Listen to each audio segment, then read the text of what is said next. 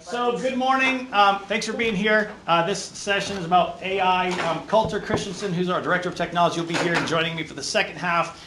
And so how we work as a team. First off, my name is Josiah St. Peter. I'm the Assistant Principal at Lincoln Elementary School. How this presentation works is think of us as a NASCAR team where I get to drive the car and get to show you all the cool, fast things. And then Colter's the guy in the pit crew that's going to tell us what not to do and to slow down and be careful with this. And he's going to scare the pants off you a little bit later with safety and security and all those things that we do need to be aware of. So how this presentation will work is that I'm going to show you a handful of different tools that you can use. I'm going to have to get a different chair. This is all sorts of noisy. And it's kind of more, I always call it like a sandbox model. So what's going to happen is there's going to be time for you to try these things out and experiment. There's no way we can do it. I mean, we'd have to do a full training on one single app or program. And so if you find something along the way that you're like, man, this is really cool, open up a tab, save it for later. If you want to start messing with it, that's up to you as well. So a couple things. First off, AI is not changing, it's learning. Okay, so like for instance, I was setting up or using a program over the weekend. I was preparing for this session, and it changed, completely changed because it's growing, it's picking up as people input information, it's changing what it does on a daily basis, if not hourly basis. So the presentation I gave in whatever the first star day was is completely different now because things have changed that drastically. And this is just the world of AI, not just in education. So the other thing is the key, what I tell a lot of people is AI is a kind of an 80-20 ratio here. We can get AI to do about 80% of the work. You still got to do 20%. Okay, we cannot just put something out through AI and then hand it to kids. For instance, I just did this with our fifth grade group last week. We took the benchmark. We created a different version of the test to give a pre-test to kind of teach what they were going to work on for the benchmark. The problem is, ran it through ChatGPT. Here we go. We got the sample made up. Some of the questions and answers were completely incorrect because it did its work. Now it gave us a pretty good template to go off of and teach of, but you as a teacher are going to have to go through that 20%, 20% to make sure you do that. How AI is changing now is scary. And I'm actually glad this is the last one so I can stop going down those rabbit holes of what's possible, what people are really doing. For instance, one guy is using, actually happening in a lot of business, is they're using ChatGPT mixed with their Gmail. They have the AI learn about how they write, how they think, how they move, whatever, and then they connect their Gmail to ChatGPT. At the end of the day, they run through something called make.com, which I will show a video of how this kind of works. The chatbot will then answer and reply to all their emails. They'll put it into their draft folder. At the end of the day, they just go to their draft folder, and it knows how they talk, so then they can just go through their emails and send it or delete it, change one thing, but you have an assistant that did all their replying in their emails for them. So, which again, that's about the 20% of the work they're going to have to do, which is fascinating. It's just also scary when we're just kind of getting in the shallow end of the pool as an education system. You're going to have to determine, depending on what you teach, what grade level you work at, if a tool is a gimmick or a tool for you. Like the one we're going to show, I just talked to Carl about Udio, which I used to use Suno for this music making one. It's a lot of fun in K2. High school is not going to really think that's great. That's just going to be kind of a gimmicky deal for them. So that's kind of a call you're going to have to make. So first thing I'm going to go into is Gamma. Okay, and so what I'm going to do is I already have my prompts typed up, so save us time. But we don't have a slideshow for this because when we first created the presentation, I was trying to build something in like Google Slides for an AI demonstration, which was kind of a joke because it just looked so stupid compared to what we can put together. So what I did is I gave it the prompt that I wanted to create a slideshow for professional development, as you can read here, pretty much talking about what we're going to go over today. I want it to be 8 slides long. I'm going to generate the outline. And this part of this, when I go through programs, I'm going to move pretty quick. And this is something that we're just going to demonstrate what's possible so that you can go back and if you like it, you can research it and kind of work on it a little bit more. So here's kind of what my template is. I can move some slides around. If I want to change the order, let me see. Magic School chat. Yep, we're going to use all these things. I'm going to go down to themes. Today we're feeling kind of purple. Actually, we're in blue, so we're going to go with blue. The content, kind of a medium amount of content per slide. I'm going to use AI images, which means there's no more copyright protection on those. Also, you don't have to worry about copyright issues with kids' faces and things like that. I'm not going to worry about anything with this, with my image style. I'm going to generate this document. So again, I can get this to do 80% of the work, and now I will have to go back through and do 20. Okay, so let's see what it pumps out.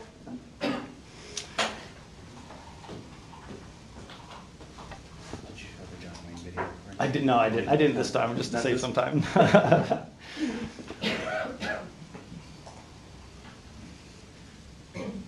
So with this, we're basically showing a bunch of different tools to kind of give an introduction to it so you can see some of the possibilities. Because I don't know your workflow and what will work best for you, and we don't. But we can demonstrate some tools and show you kind of how some of these work, so maybe you can add it into your workflow. Mm-hmm. That's kind of the idea here.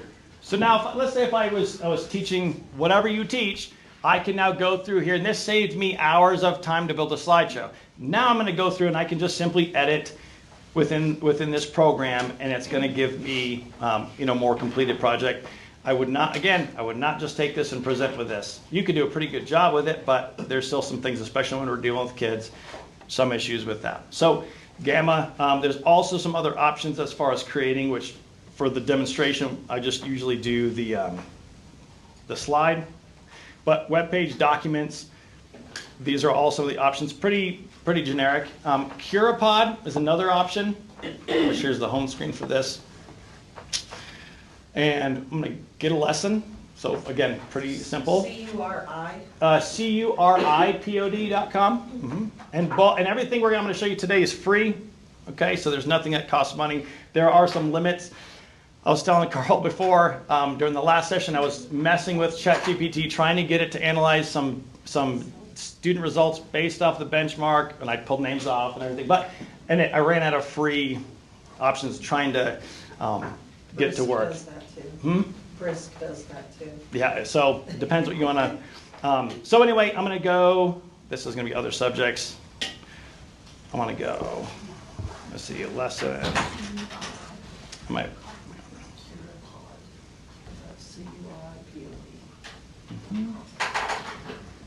Let's see. I feel like there's a slide one on that, usually a slide option. So Curipod, again, this is just another tool that you type into what you want it to give you, and it's going to give you some options.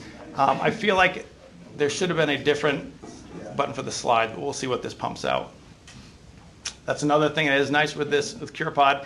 For a question that Carl's going to ask in a bit about getting student access and their student accounts capable for this so they can interact with this. So you're teaching a presentation, you're teaching concept, all of a sudden a quiz pops up, and then they can give you data, they can answer questions, they can interact with you, interact with the class as you go. So that's just one of those. And I'll touch more on the student data privacy piece later on in the presentation.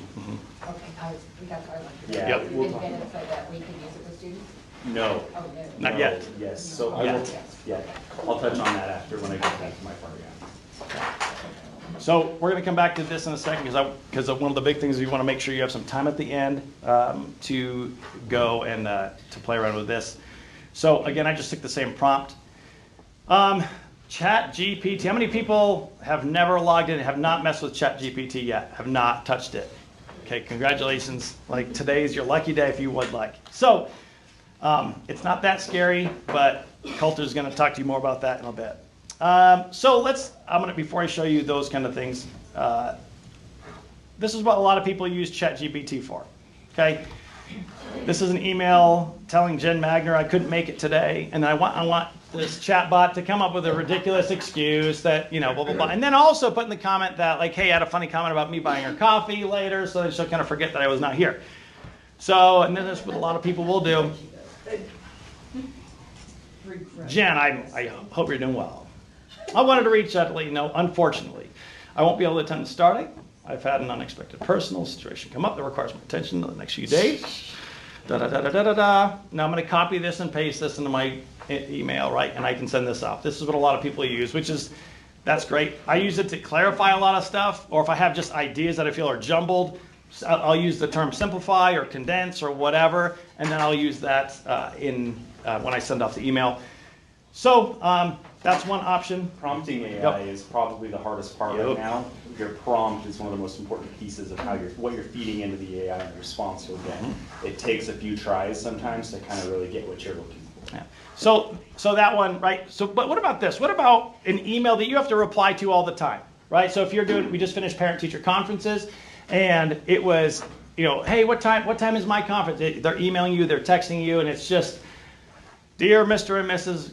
Blank, I'm so happy that you're going to be attending conference. You say those same repeated things, right? So I created the prompt for this, and so what I would do, I'm going to open up my mail while that's running.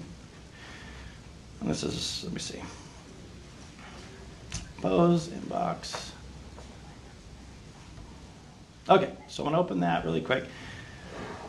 So here is the email that I have to type out 22 times, or however many kids you have in class, if that many times parents ask. So what I can do is I can go into Google, into Gmail, I can paste this in my, right? So then what you can do is I can run a template, and I can save this draft as a template, and I'm going to call it PT Conference Spring 25. Okay, so now I'm going to open up Carl's. I'm going to delete this now. But let's say if Carl's email to me a second ago, which was just talking about this tech conference, was a parent asking about this. I just go to my email, I reply, open my templates, it's my Spring 2025. Okay, now I just fill in date, time, replace the kid's name, and I can just send it off. And as far as the time saving for that, it's not a ton of time, but it is one of those things that's nice to expedite and be more efficient with our time. Like Colter was just talking about, prompting chat or prompting any AI is huge. And so one of the 4 things we try to get it to do is, if I assign ChatGPT a role, I provide context, I give it the command, and then I can tell it to ask questions for clarification. And every time you do those specific things, it changes pretty drastically. So I'm going to show you 2 different options. One is give me a principal entry plan for a new school. I'm actually going to create a new document just to get out of that. So I gave no context. I just said, create this. Okay. Now I've typed this in before.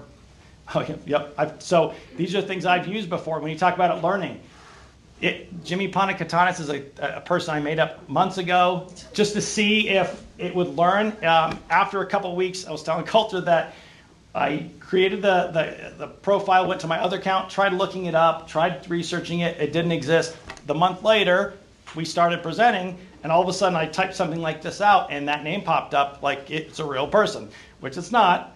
Colter Christensen Elementary School does not exist, but it just does, right? Yet. Not yet. That's right. So something really cool. So here is my basic 30-day, 60-day, 90-day plan as a principal for an entry plan. But if I went ahead and I said, I actually want you to respond as a master of education using everything you know about Ron Clark, the Ron Clark Academy. I need a detailed principal entry plan for my elementary school, Colter Christensen Elementary, which services 500. I just gave all the details, right? Which is why this information already popped up, because I've used it and it's learned things about me and my account, and which is awesome. It's also really scary, because now if you're putting in, or if kids are putting in addresses or phone numbers or TikTok handles or Instagram information, like, it's in there. Who has access to ChatGPT? Everybody. The entire Everybody. world. Threat actors, hackers, bad people have access to it as well. So whatever you put into it, it goes into the engine, learns it, and it exists there now. Why do you think my name's in there? And why do you think Jimmy is in there? Yeah. So be very careful what you put into these services, because they're not all good services. We'll talk about the black box AI model here in a little bit and what that means. So here's a prompt now. We're very specific details. And here it goes. It's going to ask you some questions. What are the most significant challenges? Challenges are literacy and math. Can you provide more content on your current parent committee? No parent committee currently. And what's the staff culture? Culture is bad. Okay. And it's amazing when we talk about what it can read. And it doesn't, I didn't have capital letters, I can misspell things. When I take information off spreadsheets, and that's really kind of fun, but it's also scary, I can take and just select everything from a spreadsheet, paste it, and when I paste it, it looks completely jumbled. It's terrible, but yet it can sort out and read that. And that's what I was doing with some benchmark data earlier today, and then I ran out of free tokens or whatever. So now I have a specific entry plan actions, what I need to do, some more details based upon specifics that I gave it. And so this is just one of the many things, and again, it depends on what you would use it for, and that's going to change. What I've done in the past here is also I've used an ACE response. So this was a spreadsheet. You can kind of see how it's just jumbly mess. So the questions were for a 4th grade ACE response, what is geography? And look at the map above, or at the bottom right of the map, page 5 in your book, which states border Colorado. So I loaded the district, the ACE response rubric, and then I pasted all the responses. I took out the numbers of students' names, or I swapped those out. And then I told it to give me, where are we at? I want 1 glow or 2 grows, 1 glow, and give 2 specific and detailed next steps to improve my 4th graders' writing. And then it spit out a whole sort of lot of assessment information because I'm out of the free ones because I was messing with it this morning. I can't show you exactly how it is. The conversation of assessment when it comes to AI, that's a philosophical conversation I would have with the principal, because if we're having kids put a lot of time and effort and they're not using AI to create it, I struggle as an educator with using AI to assess that. One of the last things we'll talk about, there was someone come up with a green, red, yellow light system that if I'm giving a green light to my students, like, you can use AI. This is one of those projects or whatever. Feel free. Knowing my assessment, I'm not going to assess using AI to assess and put it in the grade book. I would never do that, but you'd at least get you information down on the page. If you're telling them they can use it, as a teacher, my personal philosophy is that I'm going to also use that. If it's a red light, no AI whatsoever, I'm going to give my time to my students for what the work they did as well. But again, that's a conversation you need to have with those that are those people at your school. So, and what it would do on the chatbot here is it would have student 1, glow, it lists a couple things, grow, next steps, next student. And so as far as time management, if I'm teaching a class, everyone's doing independent work, I can call one student up at a time, kind of go over their notes. And that was kind of actually from the first time we presented. Then Brisk came out, which is, we're going to talk about Brisk in a minute, which kind of solves that problem. But there's a lot of different ways you can utilize this. For instance, this morning, what I did is I took, where are we at? Start a third. Oh, here we go. Okay. So if you were in the K2, K3 deal this morning, we had everyone probably had their own handouts, note catchers, and so what I did is I took a picture with my phone. It's not popping up now, but maybe if I refresh, it'll pop up. Let's see. Okay, so there's my handwriting, which is terrible, and the note catcher from this morning. And I said, hey, take this image, create it into a downloadable PDF, and then can you also give me 10 quiz questions to help me study for this test? Obviously, this isn't a test, but if this was classwork, if this was a note catcher for a quiz or review, whatever, you could do this with your students. And obviously, they don't have phones, but you can help them with that with iPads or whatever. So it took a little bit. It struggled reading that, but after a couple of times of prompting it, here is my PDF. Oh, I already downloaded it anyway, so let's see.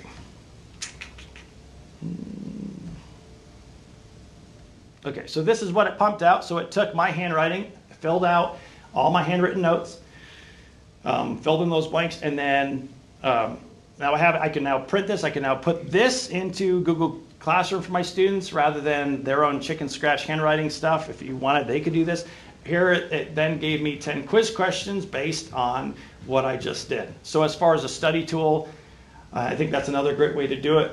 What I did, let's say if you were doing a brain dump to start the day, so what I did, I took sticky notes and I put, these are all 8 events in Harry Potter in chronological order, but I then randomized them all over the table, took a picture of it, and I said, hey, take these sticky notes, I take the sticky notes in this image, I need you to create a document to compile the handwritten notes in chronological order, create a short downloadable document to help my students study. So if we did a brain dump in whatever you're teaching, okay, write it down the sticky notes, put it on the board, and everyone's just dumping information out. Now the whole idea with this concept or using brain dumps and everything as a class, now my class is learning together. So now I can take a picture of that. You can also use those erasable books, the Rocket books. They have these beacons you can put in the corner of a whiteboard so that you can take a picture, which is going to probably be a little bit better quality than you just taking a random shot. So here it gave me this. It said, here is it compiled, did what I asked. I did ask for a little bit more. I had to clarify a couple things. So now it took the sticky notes that I'm going to blow this up for you. Took the sticky notes, put them in chronological order, gave some more specific details on the notes, and then it gave me I did have to ask for, I wanted deeper depth of knowledge questions rather than just basic surface level. So then it recalculated this. So now I have different ways using key details on how I want kids to discuss what my topic was. It broke down vocabulary for the content that was in the sticky notes that kids might have talked about if it was in science or whatever, and then taking tips based on the information I gave you. And it's also going to take and look up what are the gaps in what kids are, what's not being covered. I could also then, I suppose you could take the benchmark or unit test and I would upload that with the search, and then I could say compare my notes, compare the brain dump to the assessment, and analyze it and give me notes of things we haven't taught yet, and where are the gaps that we're going to have when the kids take the test. That's very, very possible. I would demo that, but again, all my free tokens at the arcade are gone today. So, okay, so make.com. This is one I've not messed with yet. This one scares me a little bit, and I don't have the guts to try it with my personal account, and Colter said I can't do it with the other one. So, we're gonna watch. This is what a teacher used. Combining ChatGPT with Make.com allows you to build any For automation. Make.com. I built this automation now that allows me to upload all of my course content, and it will write a summary that I can use in all of my descriptions for each module. So first, it starts with looking in the Google Drive folder. So whenever I finish a course video, I throw it into a specific Google Drive folder, and then it triggers the automation, which then pulls the file, uploads it to ChatGPT where it transcribes it, and it outputs the transcription into a Google Doc that it creates in the folder. Then it takes that Google Doc, runs it through another ChatGPT module, which writes a specific summary with a template that I've decided, puts that into a Google Doc, which then appends this into a master Google Doc, which has every single summary of my entire course. Then I can take this 141-page document, upload it into a custom GPT that can act as a help guide for the entire course. If you want to learn more about how you can make... Okay, so that's make.com. Again, I haven't messed with that at all. Just the possibilities, what we can do. The nice thing, and I'll kind of show you with Notebook LM a little bit, it now makes it a workable document for kids to access rather than here's a PDF, good luck.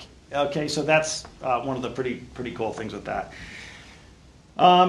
Okay, make.com, Ghibli. So I'm going to show you this. We're going to roll the dice here. This is something I've never messed with. This weekend I was looking at some new AI things on TikTok. There's a lot of garbage on TikTok, I'm going to tell you that. But there are a ton of amazing things out there, not just AI, obviously, across the board in education. So anyway, so Ghibli.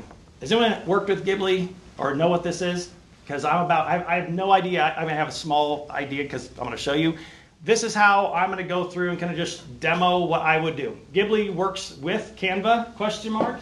So, yeah, I don't know. We're about to find out. So, again, it was one of those things about if people always wonder, like, oh, well, is there a book you read on this or whatever? Like, no, I spent a lot of time on TikTok and searching for that and then experimenting. And a lot of the time it fails, or I go to a site and I start going down a rabbit hole and it gets to the part where it wants certain information. I'm good. I'm going to be done with that, and I'll put that over the side. Ghibli, let's see what happens. Again, this is as far as I've gotten with this. So, it should load up. Okay, so I'm going to use, so it's a way to create lesson plans and a potentially slideshow, I'm not sure yet, within Canva. which now, if you're looking for a side job that you want to go in TPT, this TPT is going to be going away pretty quick once people start realizing I can tell AI to do exactly what I'm paying for, and you're going to do it for free on your school computer.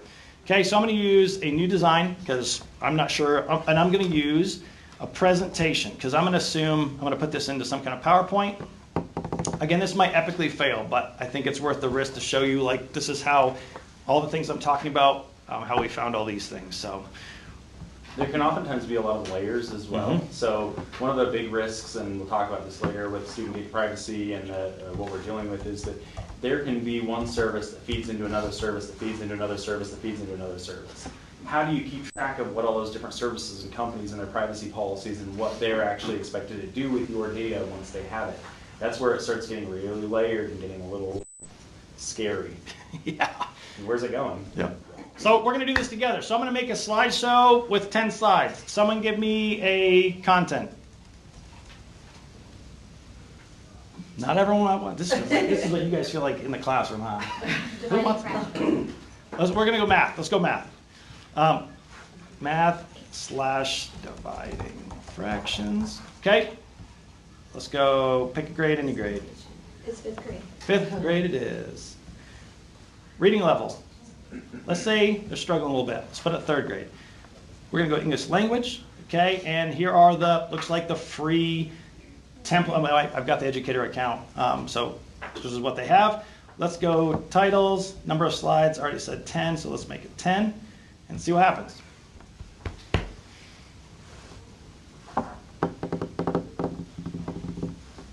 Well, that's doing, let me check back in on my CuraPod. Oh yeah, so here's the CuraPod thing from earlier. What would happen is, while that's loading, here kids would simply go to curie.live, they type in this pin, and so now as I'm going along, I can put in quizzes, I can put in, there's so many things, and this is where, if this was beneficial to you, you need to go and dig and start experimenting. And push buttons, and what doesn't work, try again, start over. It's what we tell our kids all the time, and I think adults a lot of the time are afraid to do that. You're not going to break anything, I don't think, and if so, call Colter. So anyway, so anyway, this is just kind of the product that it put out, but again, it's the interactive side of things. So, and let's see, select a theme. Let's do that little guy here. Slide 1, okay. I can kind of talk through the slides. We're going to add all to the design, and here we go. The nice thing with Canva, again, if you've used Canva, how many people have not ever touched Canva? Anyone? Okay, so Canva, as far as creating anything visual, is just incredible. And then the last year they came out with all the AI stuff, which I just, there's so many templates that are possible. So that, I haven't messed with AI myself yet. So we have, so here's my 10 slides. For me personally, I don't know if I'd use this again just from what I'm seeing so far. It's a great start, and Canva is going to be all over this. They're going to be improving this.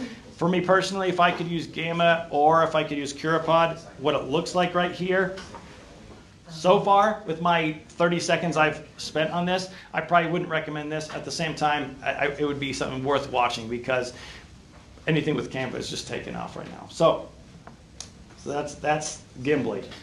Magic School AI. This is one that has been approved for you as a school district for teachers currently. You want to ask a question about how we're going to be able to get students to be able to interact with this, or where we're at with that? The next step for getting students to interact with Magic School AI would be getting a data privacy agreement, and then seeing what level of data privacy and where that kind of lines up. So that's the hardest part. Whenever we're working with a service where we have to have students integrate with these third-party contracts, we're required by Colorado state law to enter into a data privacy addendum with them, basically stating, hey, if you're breached, you have to notify us. You have to have insurance to cover it if you're breached. So our insurance doesn't have to cover it.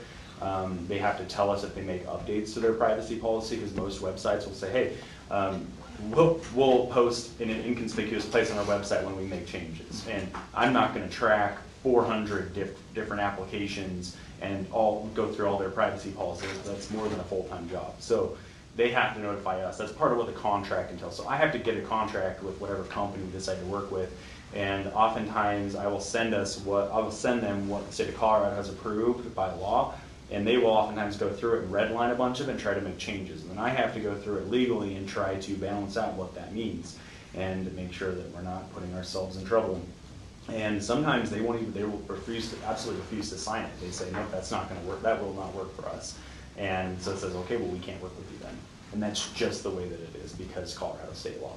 House Bill 161423. That's what it is. So as far as the Magic School AI for teachers, it is open for your school account. So if you haven't logged in yet, feel free with your school Google. It's been approved for data privacy. There's so many options on how to utilize school AI. And again, it depends what your needs are. Like there's no way, I mean, you can do a session on every single one of these topics. The one today, I'm just gonna show, just to demonstrate how this works, is a lesson plan. Okay, so my topic, I pulled up the standard, talked through that. I'm gonna say it's for 4th grade. I'm gonna leave additional criteria left out. I'm gonna leave that alone. I can connect to standards specifically, which I already have it listed there. I'm gonna generate this. Again, 80-20, so I'm gonna now have this is what it's gonna pump out. Okay, now this is, you're gonna have to compare it to what you're using, obviously Reveal or any other resources. Gives us some ideas on what to do. Okay, now I can copy this, I can put it into a Word document, and I can then edit from there. You can edit within here, but if I'm going to send it out to students and have it already in there, I would just do that. So I'm going to go back really quick to another, like some that I've used, and this is, I have all my other starred ones are on my other account, but the text leveler is pretty nice, and I'm gonna get to this in a second. I'm gonna show you again, if we have a student that's in your 4th grade class reading in a 2nd grade reading level, it'd be nice to, a couple clicks later, be able to give them the same information at the reading level. So that's, for an example of what text leveler does. Magic School specifically, though, is you could just sit there and just play with all the different options for you. So. But that one, that's so much power within that one. What I would also do if you're like, man, there's so many things to do, this is what I would do. Is let's say I teach 4th grade math. Give me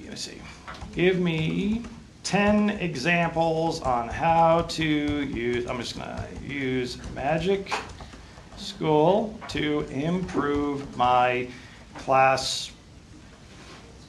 There we go. Let's just do that. So now what I'm going to do, hold on. I don't know why that's, I'm just going to do another one. There we go. Okay, so now I'm going to use AI to teach me how to use AI to help instruct in my classroom. Things I never even thought about. What's nice is when you're doing stuff like this, if nothing else, it's confirming what I've already tried, what I know. It might give me some different ideas. Think of AI as a thought partner. There you go. Another way to look at AI is it's a thought partner too. It can help you generate concepts and ideas. Yeah.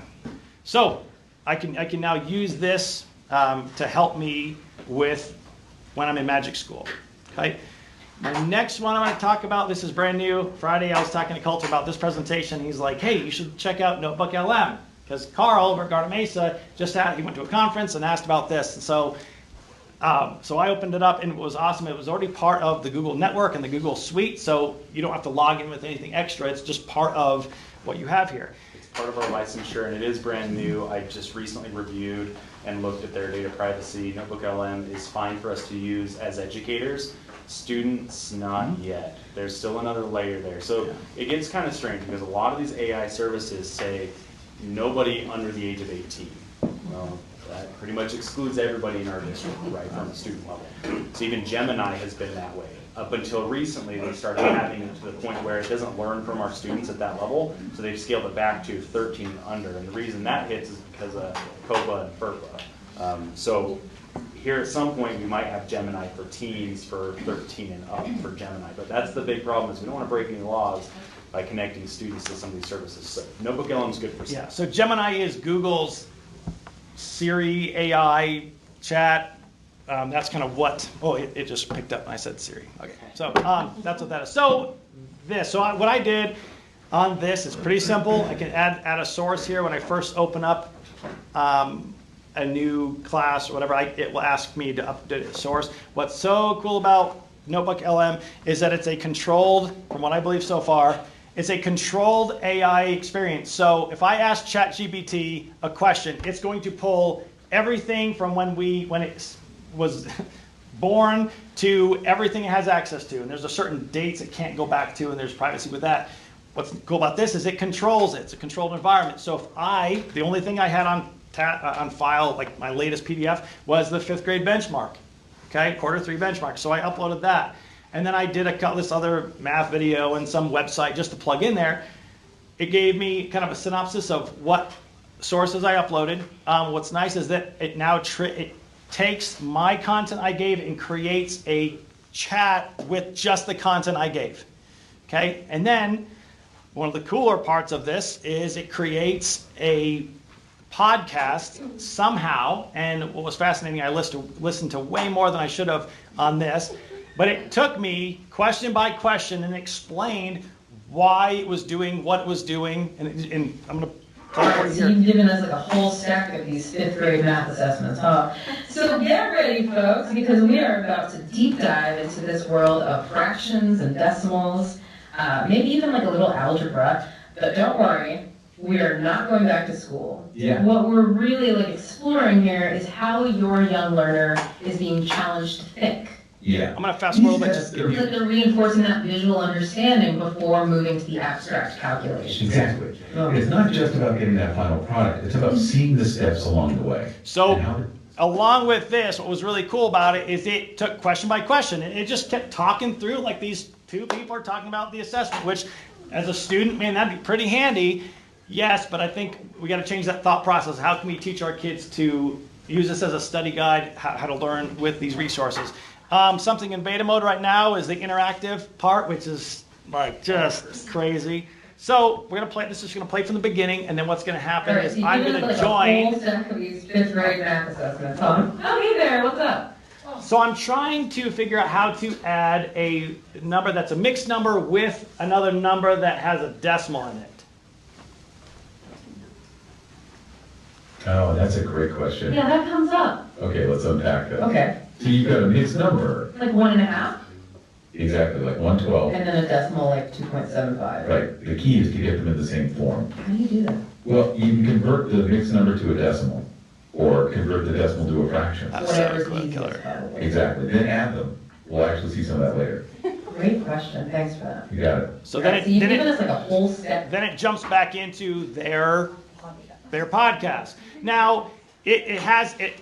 I mean, you can still tell. The more specific you ask, it kind of loops because it's got its loops. Every time you open one of these, it's like, let's unpack this, and it just has certain things because it's AI and it's not meant to actually be human, which we don't want. So, actually, one use that I'm using for my kiddo that's a middle schooler here, community night for Delta Middle School is this Thursday, and present here. She chose Battle of the Bulge. So I haven't shared this with her yet, but I'm going to. I took History Channel YouTube, and I took a history. I think it's from History Channel document. I uploaded them, and now I can have her listen as she's welcome preparing. everyone to another deep dive. And today, we're going back in time, well, always back in time, to World War II. World War II, always a fast. So I'm going to turn this down, let it kind of keep going. Also, along with this, I have study guides. I can do a briefing doc. I can do frequently asked questions, a timeline event based only on the criteria I gave it. It's not going all over the internet and pulling stuff. So, I mean, there's a lot of crap on the internet. And so we can control what we're doing. So now, This is a more focused tool where there are less hallucinations.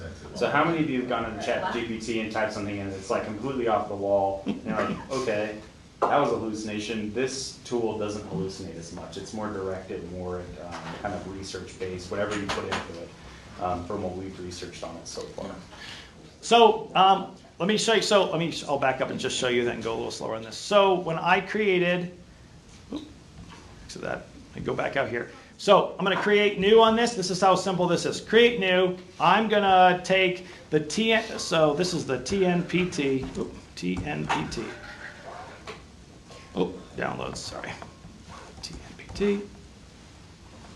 Why is it not playing? TNT. Oh, that's what it is. Thanks. TN? TB. All right, so this is from the last time for the first session back in the fall. This is the document that Lila sent out to everyone, or Jen emailed everyone, and it was 68 some odd pages, which I'm like, man, I'm really interested, but I got a million things to do. So I actually, at the time I took this, uploaded it to ChatGPT. I told it to break it down to like a one-pager, just to kind of give, just to play with it.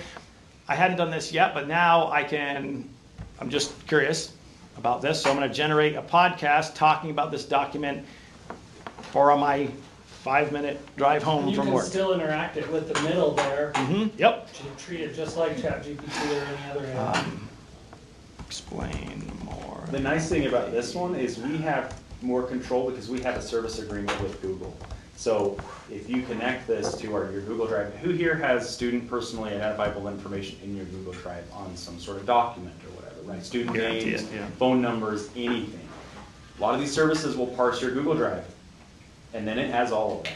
So with this, we have control because it's a Google product and we have a service agreement with them because we are education accounts. It does not teach its learning model based on our account information and everything that we have. So our data doesn't get sent, I mean it does, but it gets separated out so it doesn't end up in the engine is the idea. There's a layer there. So this is going to create this in the background because we're going to continue on. So what I did is, for this next part, I'm going to show you question well. What I did is I just took this Math Antics video, and I'm going to go into question well, right? And then this is, once I log in, I'm going to this screen. This is as simple as it is.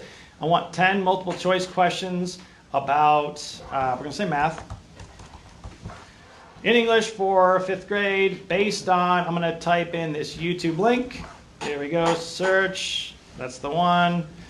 Start it. Okay, so it's got my video, generate questions. And this will take a minute. Where's my...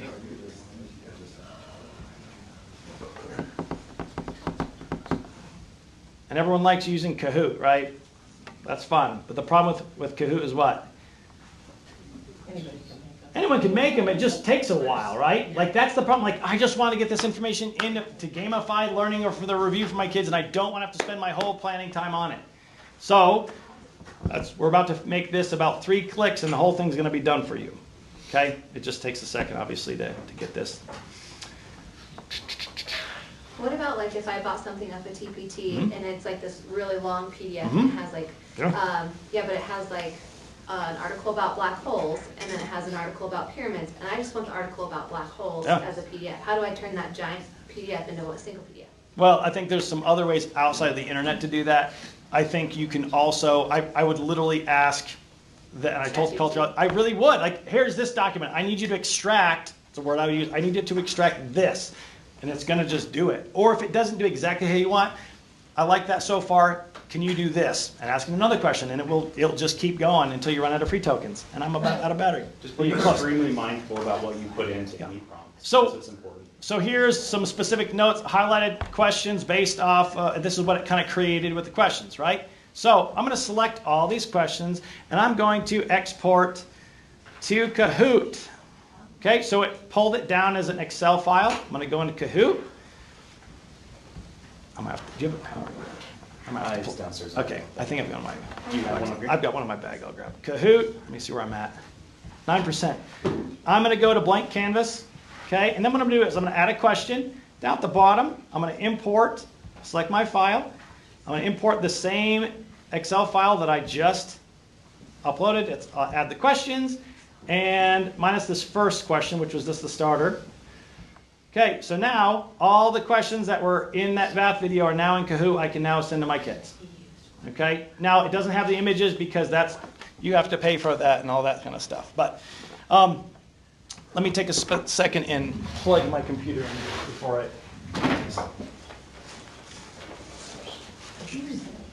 that'd be really unfortunate to lose power right now. So one thing that's really important, some of you may have already attended some of our earlier sessions this year. Just remember that whenever you are using an AI service, it is not human. It may feel like you're talking to a human. It's going to have very human-y traits. It is not. It is an AI. It is a robot. It is zeros and ones learning how to think and talk back to you. It's not human. It may feel like it. So here is my, just to pop over this really quick, here's my podcast So, from the you know, it's Opportunity graduation, Myth. right? We're seeing all these ceremonies and hearing all this talk about rising graduation rates. Yeah. But have you ever really stopped to think if those diplomas actually mean that students are truly ready for what's next? Yeah. Like, are we really confident that schools are actually setting kids up for success? Now it's just another way to access information. There's, again, a gimmick or tool. It depends on your content and who you're working with.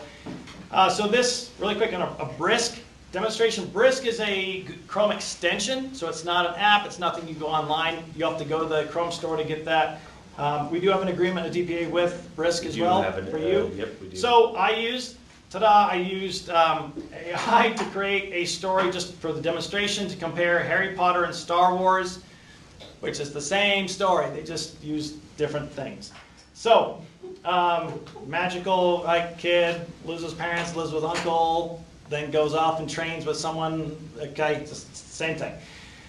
So what I can now do is click on Brisk. It's always up here in the corner for me. What I can do, if this was student writing, again, K2, if you're not using devices, this is, I mean, anything, a lot of things with AI aren't going to really work. But let's say if I wanted to give feedback. And again, here are a bunch of options that you, once you get it, go click around and play with. That's really what this is. So I'm going to give feedback. I want to glow and grow. English. Let me delete this. This is my last one for that.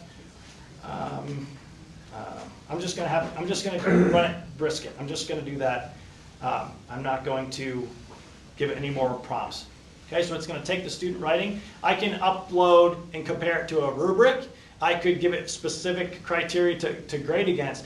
I think it would be fun with the class, like, hey, let's talk as a class, let's create our rubric, what we feel in our writing, what we're doing with this, what's acceptable, where do we want to grade whatever.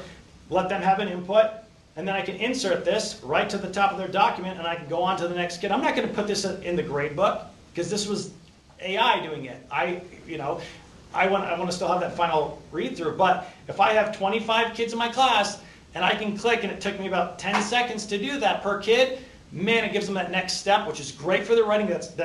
I'm going to probably read through and making sure I trust Brisk and really have my criteria, what I'm telling it to do, before I just start telling kids, yeah, this is it. It gives them those next steps without having you to have to spend that time to do it. Again, that final product, I'm really hoping that you go over that for them. But so then one of the other things I thought was kind of neat, I didn't realize this until the last presentation, that I'm in this math video. I noticed the Brisk symbol is right there. So I'm like, well, this is new. I'm about to refresh this one because it's been up for a couple days. Will appear on anything web-based. So and then I saw a presentation. So I'm going to create a presentation about this YouTube video. I'm going to leave everything as it is. I'm going to pick Aqua because why not? Oh, that one's expensive. It would cost money, so I'm not going to choose Aqua. We're going to choose a free one.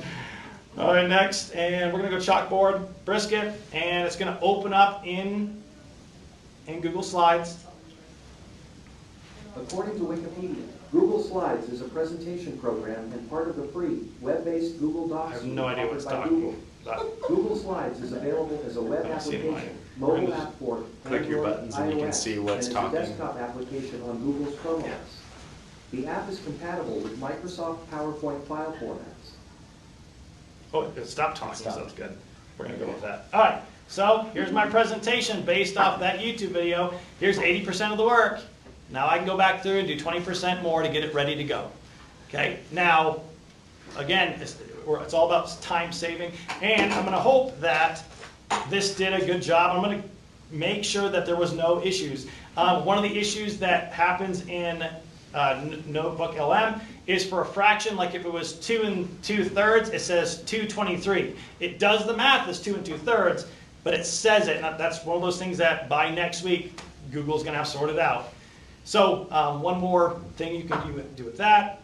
My shorthand. Can I show one more thing with Brisk? Yeah, go ahead. Sorry. Yep. Can you go back to your Harry Potter? Yep. There you go.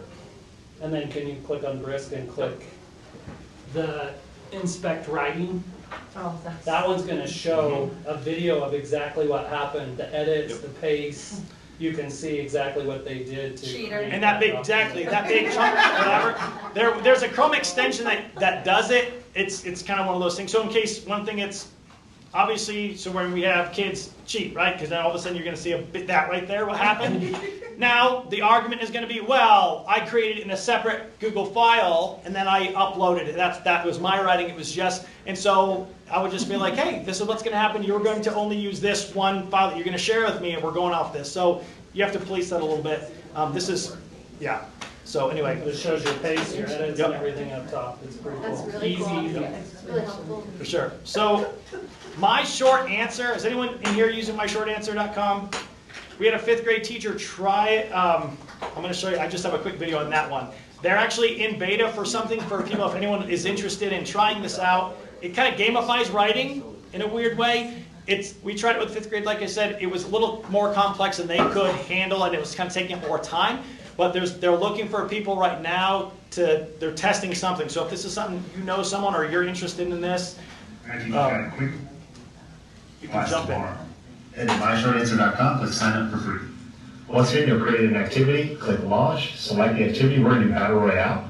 Your students will sign in using your code, and then they'll see the prompt you sent them, they'll type in their response, rate their confidence, and then submit. To the teacher, once I've got everybody's response, I'll click begin battle. And then on the student screens, they're gonna be presented with 2 anonymous peer answers. They have to read both and decide which one's better based on the success criteria that we're working on. So of these 2, which one? Oh yeah, I think this one. All right, once the students have voted, you'll click begin final 4. And now it knocks it down to 4. Students vote again. Once everybody's voted, you'll click move to final round. And show results for our big reveal here. And on the student screens, they see the class choice and have to reflect on it individually. And you can discuss those reflections together as a class. So that's my. So a 1-minute, blast on what that is. We tried it again at elementary level, and it's just a little tough. I think you could do it with like individual writing items. If you did just topic sentences, I think that'd be fine. We're trying to do kind of a bigger response, multi-sentences. It was kind of a headache, and it took more time. It's $75 for the year. You get a 14-day free trial. You can cancel anytime if that's something you're interested in. Speak Notes, I haven't messed with this yet, but it's a way it's an app on your phone or on the computer. I could start the recording, it's going to listen to and pick up your lesson that you're teaching that day, and then it's going to compile it into whatever format you want, and you can upload that into Google Classroom. So for me, if a kid was missing, like for that day, man, it has pretty much your lesson that you just taught, along with an audio recording, condensed or whatever. It's just. What's this one? This one's called Speak Oh, the Notes. Speak I just Notes, I haven't touched on it enough. I know Andrew Brington's using it right now with some different things he's listening to or go to a convention. So that's Speak Notes there. Let me see. My last. I'm hoping. Okay, so we're going to also experiment with this one. So this is the K2 kind of fun one, but Suno's not working, so we're going to see how this works here. So I'm going to do in ChatGPT, I'm going to create lyrics to a rock song teaching about multiplying mixed numbers. I want it to have an introduction, verse, verse, and then repeat the chorus. The song needs to be in 4/4 time. I want to sound like Blink-182, make it super catchy. Well, not for my first graders. This was 2 different prompts. Typed in. I wonder what you used to teach, Mr. St. Yeah. All right. So here are my lyrics to my awesome rock song. That's going to sound like Blink-182.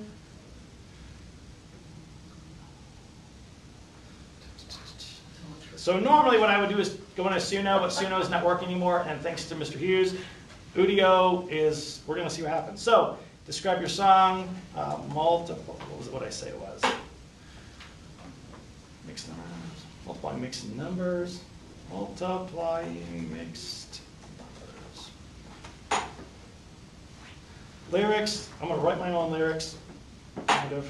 Here's my lyrics. Kind of. Title, math is cool. I don't know. Okay. Continue. Vibe. Ooh. Sure. Cheerful is Blink-182, right? Active. Moody. Oh, let's go active. We'll just do that. create, let's see what happens. I can obviously, it looks like I can. All right.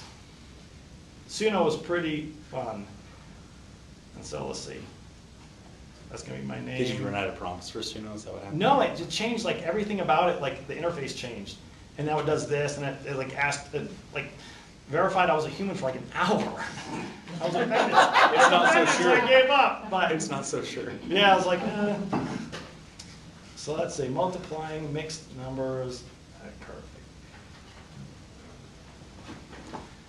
So on Suno, what it would do is pump out two options you can choose from. What was cool is we did this with, in Suno, I did it for our ELL, and we were able to talk about adding, or so it would be bilingual. I just told the prompt to make it bilingual. We did nouns, adjectives, and verbs, and it was kind of, we put in this like salsa flavor. It was just super fun. So it was half English, half Spanish. A lot of fun with that. But again, that K2 world where we're, if it was me and I could create something like this the weekend, like the Friday before we go into the lesson on Monday, or give this as a just pre-information for my younger students, I think that'd be pretty beneficial. Since I haven't used this one here, we're going to let this one just kind of go. I'm going to turn it over to Colter so he can get going on the scary, fun stuff. Yeah, I gotta scare you guys. You ready for that? No? Okay. We'll play this at the end once it's done. Let me get out of here. And then I'll screen here. We're in 205, right? Correct. Yep. And I'm off now, so Just making sure.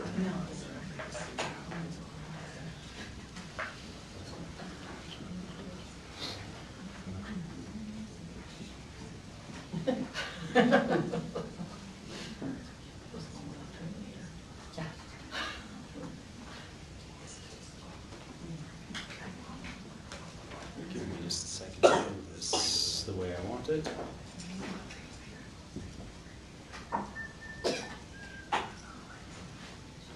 All right, so I'm going to stand up when I do it because I seem to present a little bit better when I'm standing. Sitting, I feel way too lazy. I do that all the time for thinking. So, all right.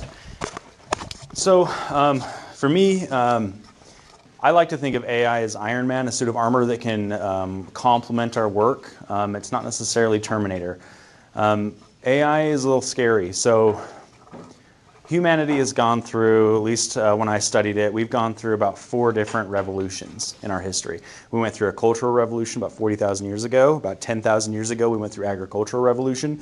We went through the industrial revolution a couple hundred years ago. And the most recent one we just went through is the logical computing revolution. Okay, that's these computers, that's this guy right here. How many of you know about the fallout that we've been dealing with social media and cell phones and all this connectivity that we've had? It's so new and it's changing so quickly, we don't even have all of the effects that it's caused on humanity and our species. And we're already entering the next one, which is AI thinking, so artificial thinking computers. We're already starting the next revolution, and we haven't even ended out of the first one. That we're still in that one. So we don't know where this is headed. Okay, we don't know how big AI is going to get. Researchers are showing that in the next 3 to 20 years, we will see the first general AI. Who knows what a general AI is? Who knows what we have right now? Generative AI. Generative AI. Okay. Generative AI are these little think tanks that are these little tiny things that are really, really good at a single task that you give them, okay? Like ChatGPT. It's really good at documents, learning language models, learning things like that. Now, every single one of us sitting in the room are what are known as general intelligences. We can take any problem, roughly, and go to it and try to solve it, right? We don't have AI that can do that yet. Granted, like I said, researchers are showing that that will be coming in the next 3 to 20 years. Currently, generative AI models, they're about 10 times better at tasks than we are. Some of those hallucinations that we're seeing, some of those issues that we're seeing with maybe some of that information being wrong or false, that will eventually get nipped in the bud. That stuff is going to go away. Eventually, they will get so precise and there will be controls that we're not going to have to worry as much anymore about whether or not that information is accurate, which is a little scary too, because who knows where that's headed. So this is where we get into the limitations of AI a little bit. So we need to interpret it. We don't know the consequences of AI yet in 10 to 15, 20 years. We have no idea where that's headed. I can tell you right now that there are some really neat things that have been done with AI, and also some terrifying things. So just really quick right here, who knows about our planetary defense system? Anybody know about our planetary defense system? I talked about it last time. So we actually have, NASA has a planetary defense system with asteroids hitting a missile, or using a missile to strike an asteroid in space to see if we could alter its course. It used AI to pilot the missile. So this asteroid is only 560 feet wide, and we were able to hit that moving object in space with another moving object using AI to change its trajectory. How's things, I mean, take that, dinosaurs. Like, come on, that's so cool. Like, asteroids aren't going to get us. Maybe. We'll see. There's supposed to be one coming in about 7 years. That gives us plenty of time. AI is going to have taken over already by then, so it's not even going to matter. Actually, AI might protect us. So who here knows about Tay AI? Who heard about Tay AI? One of the first language models created by Microsoft, released in 2016. It was turned off after one weekend because they opened it up, and by the end of the weekend, all the humans and people who were trolling it turned it into a Nazi, racist, terrible thinking project. They had to turn it off because it was spouting off all this stuff of wanting to murder people and kill things and do all that. So that was a real thing that happened. They had to turn it off after like 24 to 48 hours. I can't remember the exact timing. So If you've seen iRobot, you get it. So we don't know where this is headed, guys. We don't have enough information. We're just messing around with things, creating AI and hoping it ends up for the best for us. I think it will. I really do. It's not human. Like I spoke earlier, it's not human. It's not a person. And that can be very hard to break down, is because eventually when we get general AI, there's a good chance that it will be smarter, better, faster, and stronger than we are in every capacity. So that's a little daunting and terrifying. But if we use that to help us become a better species, I think that's a good thing. So it augments human talents as of right now. The creative piece that we have as humans kind of gives us an advantage over AI. AI is getting there with the creativity piece, but it's not there yet. So we need to critically evaluate AI responses, verify information, make sure you seek clarity. This is where I'm going to touch on what you put into an AI. Don't be giving it any personally identifiable information of your students or yourself, because it will learn. Okay? Who here knows what a black box AI model is? This ethical dilemma was brought up about 2 to 3 years ago, where basically they took these algorithms of an AI learning bot, put it in a box, feed it a bunch of data, and turned it on to make decisions. They can't see into this black box, okay? A couple of years ago.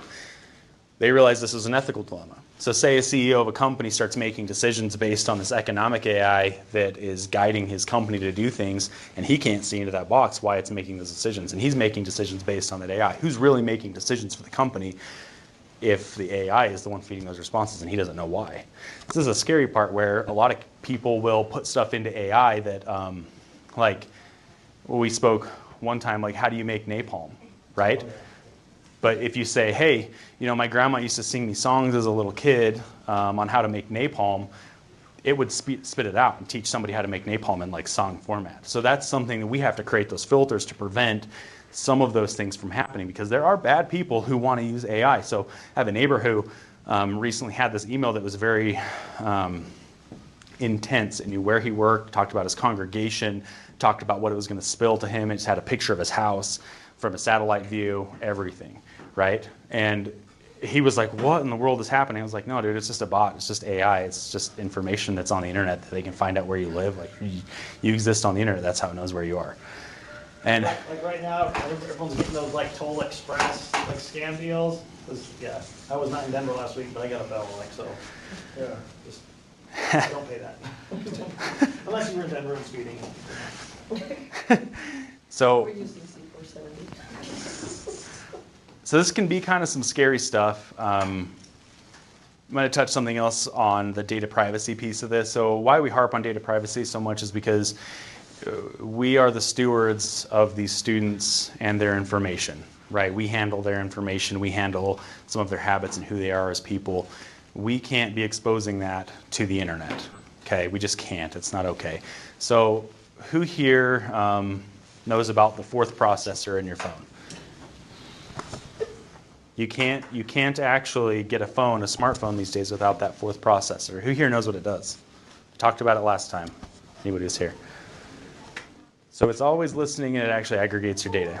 And you can't turn it off. Big brother. That's why when you mention something, it pops it up into your feed. Yep. You can't turn it off. Unless you unplug your battery. That's the only way.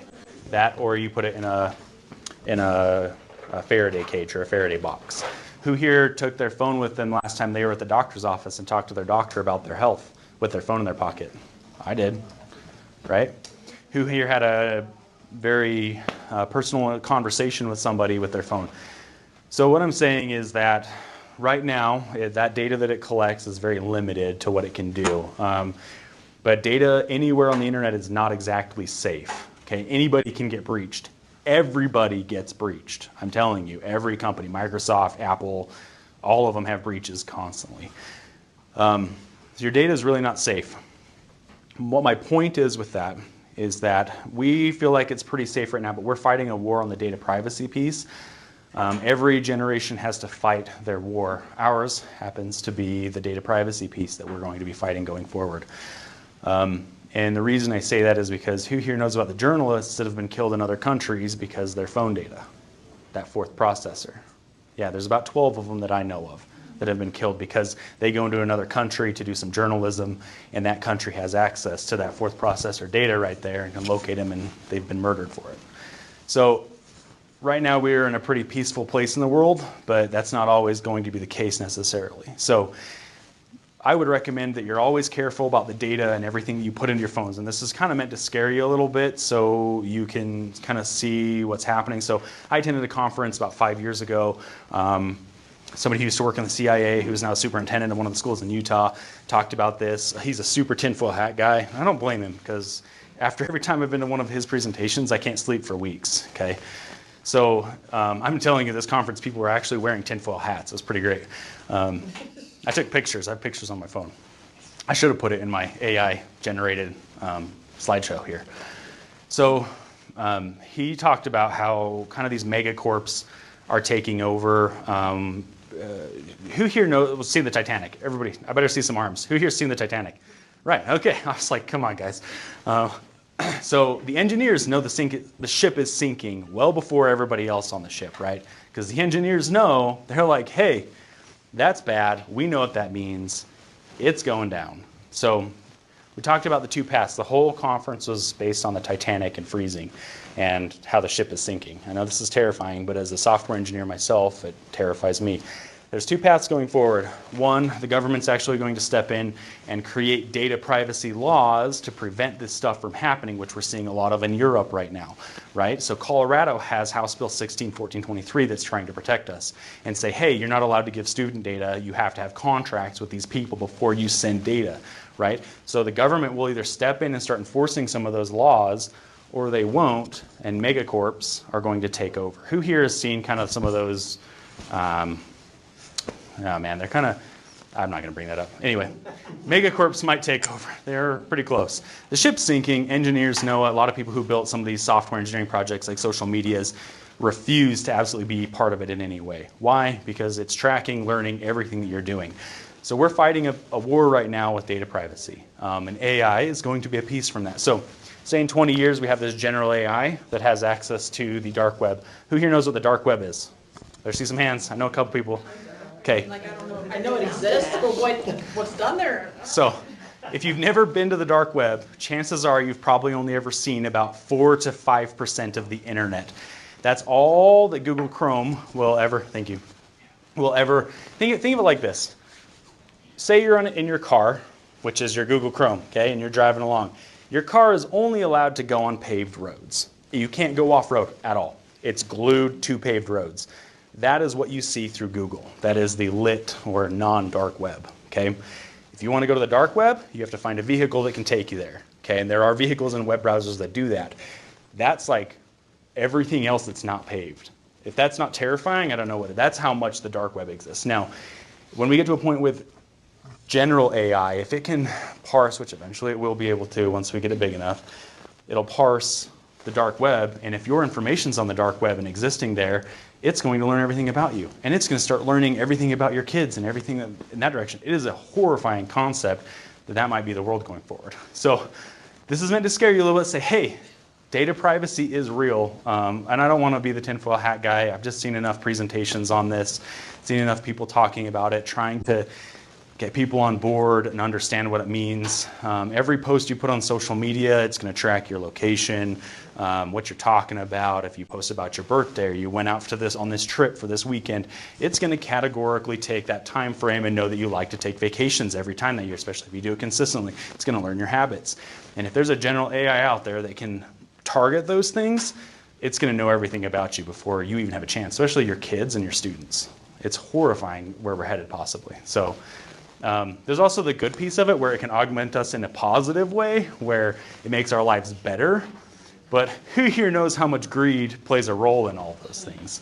So if Google or Apple or Microsoft, I mean, I don't know. Yeah. Which is why I get to go first in the presentation. Because I want you guys to all be excited by the time you get to mine. So really quick, I'll play this. Let's pull up here. So these are my two options for my pay no attention to the man behind the curtain deal. So here's option one, which it might sound terrible, but there we go. Play. Come on, I'm playing. How's it work? I was. Oh, what's going on? Carl, any help with that? A song about a car crashing? That was it. No. There we go. I didn't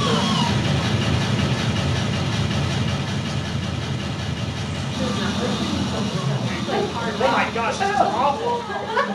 AI probably loves it, man. This is probably what they like. There's active and then there's... Oh, here we go. No, okay.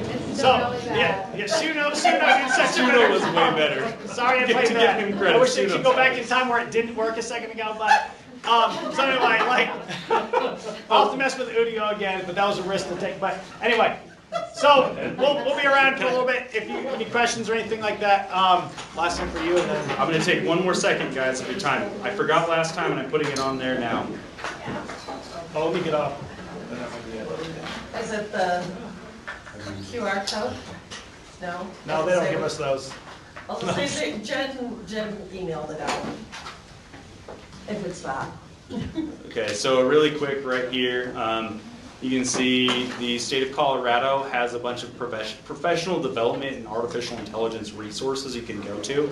A lot of them are free, so you can go in here and get some real professional development on how to do some of these AI courses, how to use them as educators. So this is really great information. You go find it on the CDE's website. Just type in CDE AI professional development resources. You can find a lot of that. So if you want to learn more, there's a great chance too, right there. All right. Thank you guys. Any Thanks, questions? everybody.